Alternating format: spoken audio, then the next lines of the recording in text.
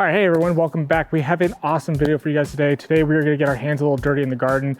Like I said, we're gonna be doing a lot more than just lawn care this year. So this year, we're gonna be doing a lot more gardening and planting and all that kind of fun stuff. So today we're gonna be doing some bare root strawberries. So if you guys are really into berries, if you have toddlers like I do at home who ravage you for berries, and I'm spending over $100 a month just in berries alone, going bankrupt on berries, we're gonna plant our own, all right? So we're gonna go ahead and go over that today. So let's jump right on into it.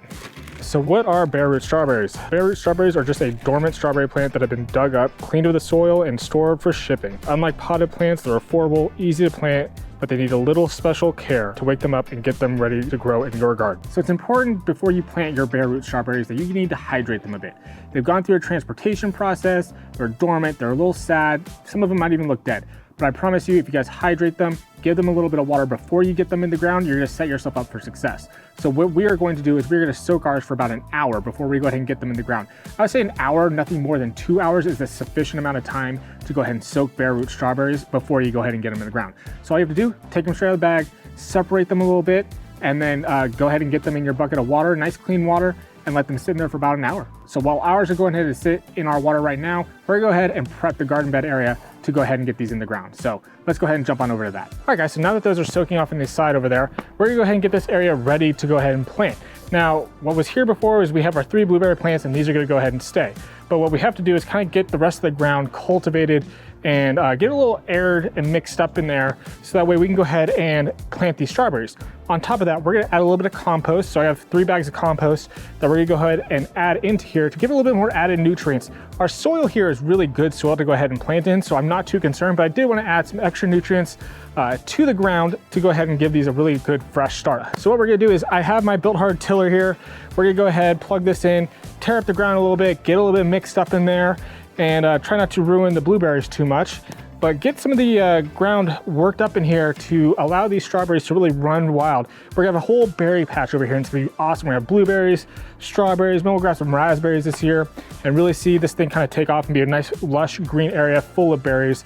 I'm excited to go. So let me go ahead, I'm gonna grab my extension cord real quick and we're gonna go ahead and get to work. So it's important to note that strawberries love full sun. So you wanna make sure that you choose a spot that gets at least 6 to 8 hours of sunlight per day, which is why I'm going with this spot over here. It gets plenty of all day sun, well more than 8 hours. So this is the spot that I'm choosing. You also wanna make sure that your soil is well draining and rich in organic matter, which is why we're adding that compost. And it's gonna be slightly acidic. You want your pH to be somewhere between 5.5 and 6.5. And I know that my soil here, after doing testing, is right in that range. A little higher, a little lower is not going to kill you, but optimal growing area is 5.5 to 6.5.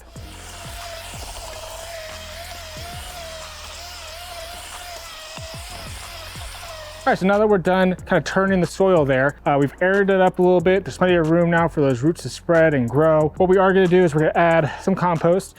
This is just from our big box store. I'm gonna do 3 bags of the compost here. You can do more or less, but again, this is mostly just to amend the soil, set it up for some success.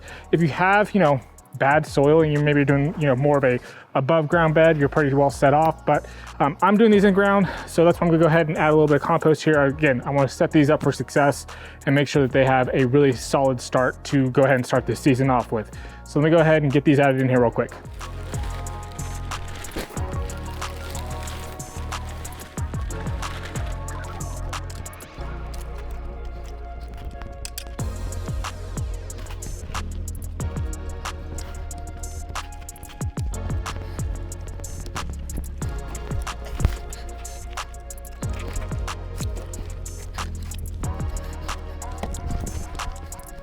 All right, and there you have it. Our garden bed area is now complete. It is ready for those strawberry plants that are soaking right now. All we have to do is wait for those to go ahead and finish up, and we go ahead and get them in the ground. I did want to take this time to kind of go over the different types of strawberries though that you can go ahead and grow in your own garden. All right, so there's 2 different types of strawberries. There are June-bearing strawberries. Those are strawberries that are gonna do all their harvest at one time early in the spring, around that June time, hence the name June-bearing. So they tend to do their full harvest in June. Those strawberries are typically good for people who want to do like jams, jellies, pies, those kind of things, because you're gonna get your whole harvest up front. You can use them, process them, and do what you need with them.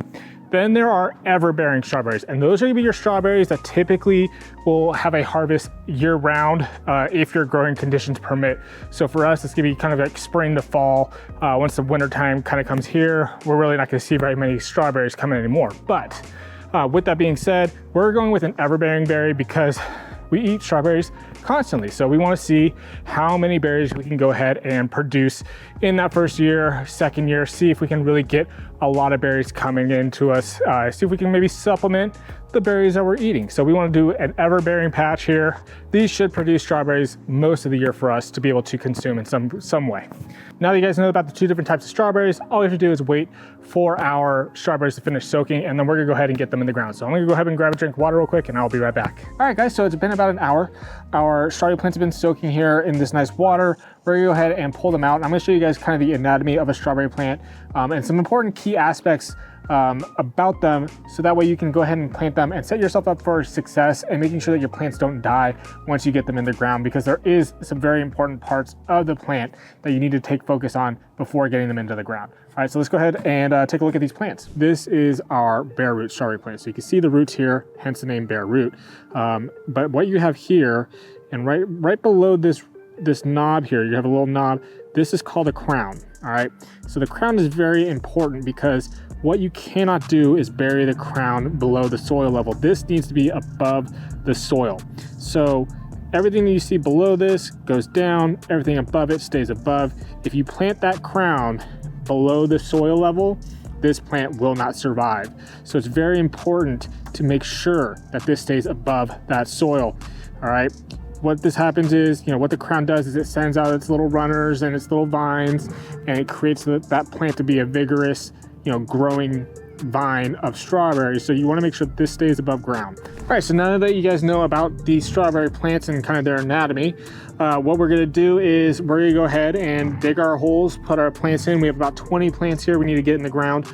And what I like to do is after I dig each hole, I put a little bit of worm castings at the bottom of each one. It's really good for the roots. It's really good for development of the plants. And so once I dig my holes, I'm gonna sprinkle a bit of worm castings. That's an optional method for you guys, but I do highly suggest putting some worm castings in each hole, just to kind of help that plant get a little bit of nitrogen to start off. So let's go ahead, let's dig our holes and get these in the ground.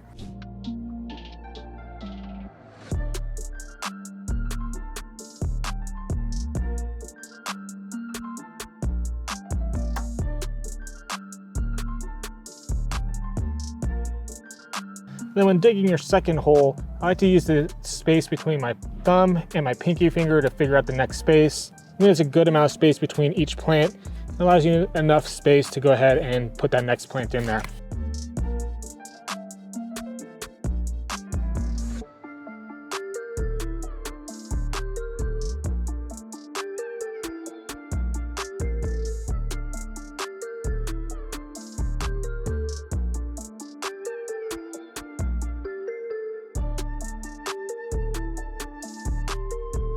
All right, guys, and there you have it. That's how you get your bare root strawberry plants into the ground for a successful season. We're gonna go ahead and see, we did 20 plants here. I have very, very high hopes. Once you go ahead and get them in the ground, go ahead and give them a nice little bit dose of water. Again, remember, they've been traveling.